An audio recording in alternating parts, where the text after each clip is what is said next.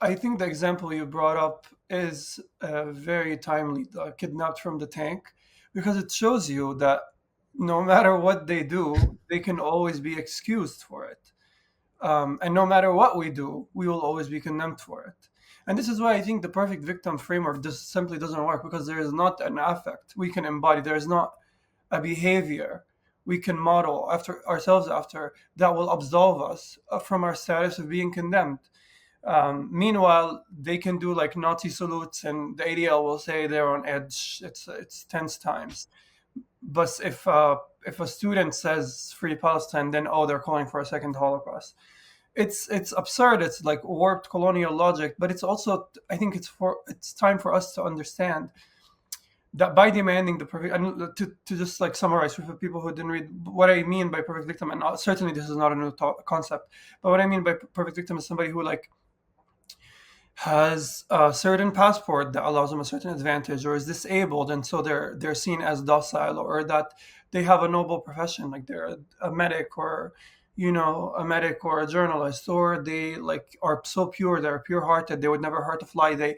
Their family was killed by Jews, but they love Jews, and they make sure to say that before they say anything about their family, because they don't want to be called anti-Semitic, and because they're not anti-Semitic.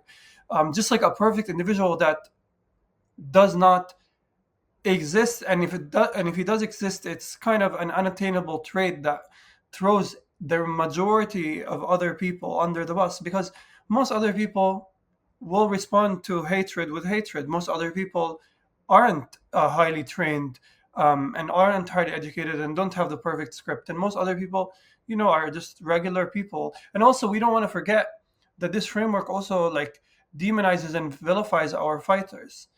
And so when a Palestinian is killed, for example, it's not enough that the Palestinian was killed. We have to say that he was, disabled, or a journalist, or that he was on his way to his birthday, or on his way to a wedding when he was shot and killed by the Israeli military. We have to editorialize the death to make it exceptional. Otherwise, the killing is business as usual. It's normal. And my argument, and I think this is a basic argument in theory. I think it's just hard when people start to test it out. But my argument is that simply this framework of shrinking yourself ever over and over again, shrinking yourself, of compromising, conceding to the demands made by your oppressor, will simply not work. And that dignity is a much more compelling and effective framework. And this is, a book, like you said, it's not academic, there's not lots of statistics. I wanted to exit the debate, and I wanted to talk about the nature of the debate itself, the Israel-Palestine debate, because it's not a debate. It's cross-examination. It's the Palestinians in the hot seat being questions about their intentions before we even address the material, systemic, and policy-driven violence that takes place against them in real time.